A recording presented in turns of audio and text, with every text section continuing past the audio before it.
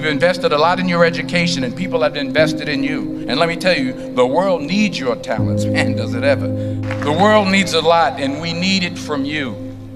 We really do. We need it from you young people. I mean, I'm not speaking for the rest of us up here, but I know I'm getting a little grayer. We need it from you, the young people, because remember this. So you got to get out there. You got to give it everything you got, whether it's your time, your talent, your prayers, or your treasures. Because remember this, you will never see a U-Haul behind a hearse. I'll say it again. You will never see a U-Haul behind a hearse. You can't take it with you. The Egyptians tried it, and all they got was robbed. So the question is, what are you going to do with what you have? I'm not talking about how much you have. Some of you are business majors, some of you are theologians, nurses, sociologists. Some of you have money, some of you have patience, some of you have kindness, some of you have love, some of you have the gift of long suffering. Whatever it is, whatever your gift is, what are you going to do with what you have? Fail big. That's right. Fail big. Today's the beginning of the rest of your life, and it can be very frightening. It's a new world out there. It's a mean world out there, and you only live once. So do what you feel passionate about. Take chances professionally. Don't be afraid to fail. There's an old IQ test, was 9 dots, and you had to draw 5 lines with a pencil within these 9 dots without lifting the pencil. The only way to do it was to go outside the box. So don't be afraid to go outside the box. Don't be afraid to think outside the box. Don't be afraid to fail big, to dream big. But remember, dreams without goals are just dreams, and they ultimately fuel disappointment. So have dreams, but have goals. Life goals, yearly goals, monthly goals, daily goals. I try to give myself a goal every day. Sometimes it's just to not curse somebody out. Simple goals, but have goals. And understand that to achieve these goals, you must apply discipline and consistency. In order to achieve your goals, you must apply discipline, which you have already done, and consistency every day, not just on Tuesday and miss a few days. You have to work at it every day. You have to plan every day. You've heard the saying, we don't plan to fail, we fail to plan. Hard work works. Working really hard is what successful people do. And in this text, tweet, twerk world that you've grown up in, remember, just because you're doing a lot more doesn't mean you're getting a lot more done.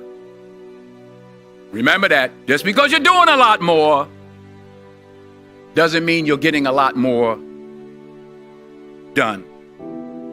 Don't confuse movement with progress. My mother told me, she said, yeah, because you can run in place all the time and never get anywhere.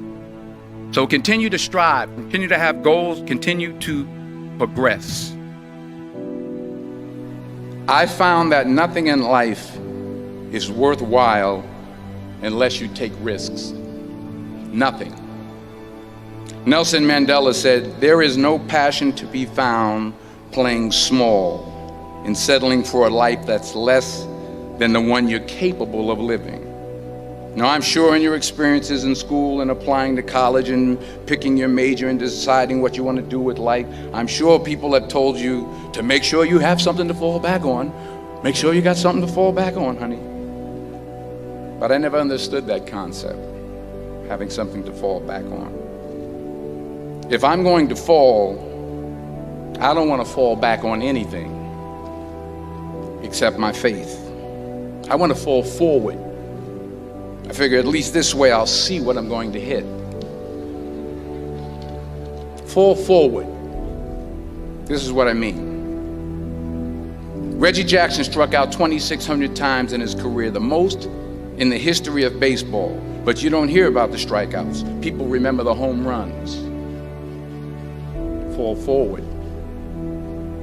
Thomas Edison conducted 1,000 failed experiments. Did you know that? I didn't know that. Because the 1,001st was the light bulb. Fall forward. Every failed experiment is one step closer to success. You've got to take risks, and I'm sure you've probably heard that before, but I want to talk to you about why that's so important. I got 3 reasons, and then you can pick up your iPhones. First, you will fail at some point in your life. Accept it. You will lose. You will embarrass yourself. You will suck at something. There's no doubt about it. And I know that's probably not a traditional message for a graduation ceremony, but hey, I'm telling you, embrace it, because it's inevitable.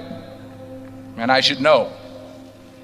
In the acting business, you fail all the time. Early on in my career, I auditioned for a part in a Broadway musical.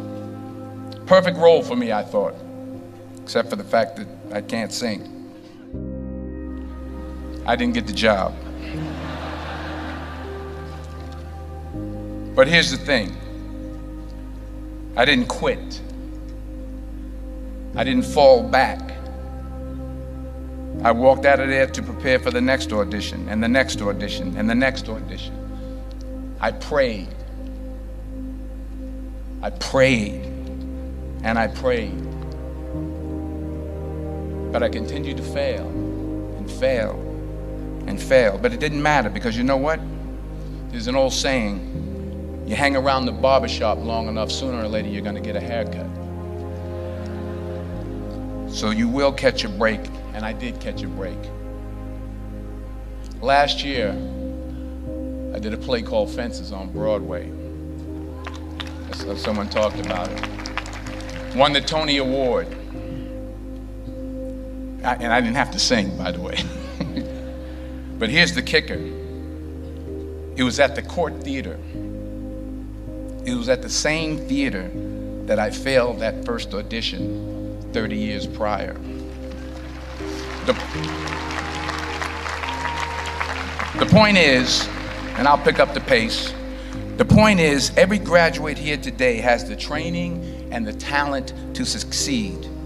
But do you have the guts to fail? Here's my second point about failure. If you don't fail, you're not even trying. I'll say it again. If you don't fail, you're not even trying. My wife told me this great expression. To get something you never had, you have to do something you never did. Les Brown's a motivational speaker. He made an analogy about this. He says, imagine you're on your deathbed, and standing around your deathbed are the ghosts representing your unfulfilled potential. The ghost of the ideas you never acted on. The ghost of the talents you didn't use. And they're standing around your bed, angry, disappointed, and upset. They say, we came to you because you could have brought us to life, they say. And now we have to go to the grave together.